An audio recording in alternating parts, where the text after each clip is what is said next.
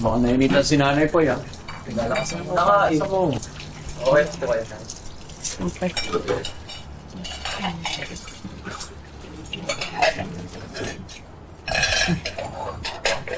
Grabe.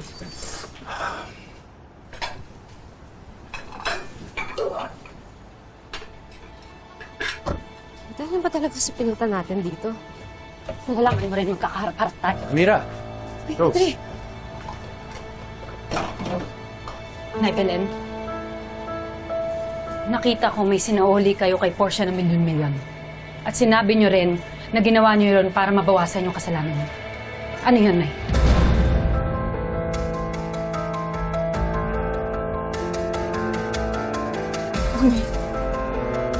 Boy.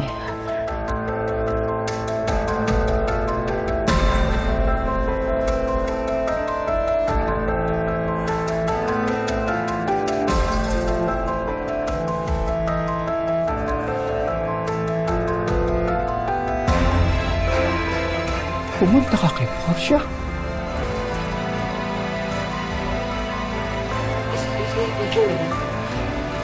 Para saan yung pera na yun, ha? Para saan? Ay, Belen, sabihin mo sa akin.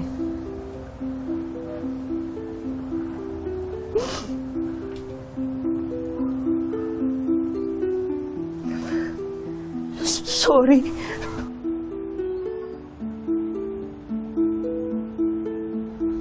Amira. Rose. Matagal na namin hinihim sa inyo to eh.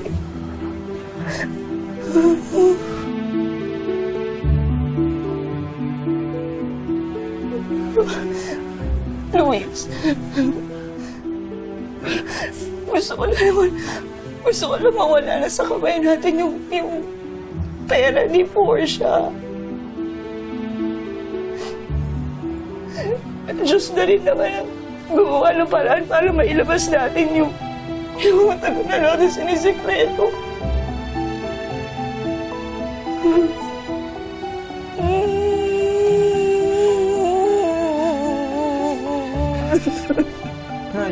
Iwanan naman natin darating tong araw na to.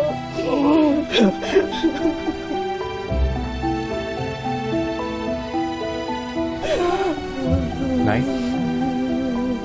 Anong sekreto yan? Ano nangyayari? Ngayon naman, no. May pinapakaban niyo kami. Ano po bang nangyayari? Ay, ano po ba yun? Ano ba nangyayari? Kuya.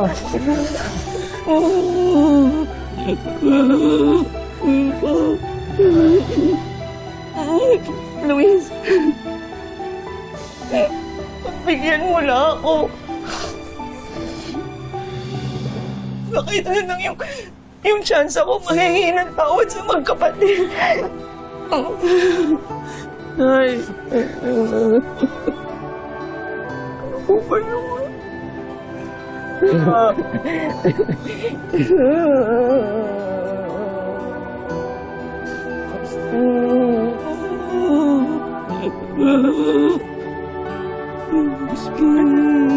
Ako na. Ang kasakit.